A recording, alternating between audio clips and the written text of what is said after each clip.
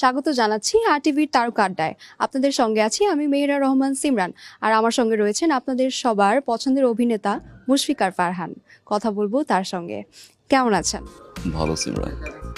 আজকে একটা নাটকের শুটিং করছেন, এক্স বয়ফ্রেন্ডস ওয়েডিং। এই নাটকটা সম্পর্কে একটু জানতে চাই। কাজটা আরটিভিতে যাচ্ছে, ডিরেকশন দিচ্ছে তৌফিকুল ইসলাম, অ্যান্ড কাজটার নাম হচ্ছে এক্স বয়ফ্রেন্ডস ওয়েডিং, ঈদের বিশেষ কাজ।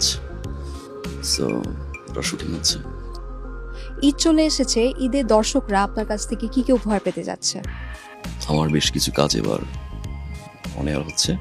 এই কাজটা তো ডেফিনেটলি যেটা বললাম এটা অনেয়ার হচ্ছে। আমার একটা কাজ আছে বাজি, আর একটা লাইজু, এরকম অনেকগুলো কাজ। হ্যালো গাইজ, এখন আসলে কাজগুলোর নাম এক্স্যাক্টলি সব কাজের নাম বলা যাবে না, আর না বললে অনেকে রাগ করবে, এমন রাগ করবে। অনেকগুলো কাজ আসছে, let's see, keep your eyes on.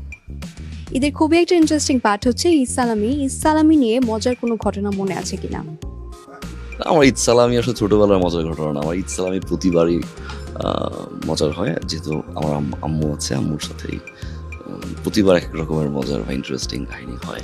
তো ছোটবেলায় শুধুমাত্র সালামি নিয়ে মজার কাহিনী ছিল এরকম না, আমার এখনো হয়, গতবারও ছিল, এবার ইনশাল্লাহ ঘটাবো। সো লাস্ট ঈদের কথাই বলি, জানি তো পা ধরে রাখছে আম্মু যে সালামি না দিলে ছাড়বোই না, এবং এমনটা মনের মতো হইতে হবে।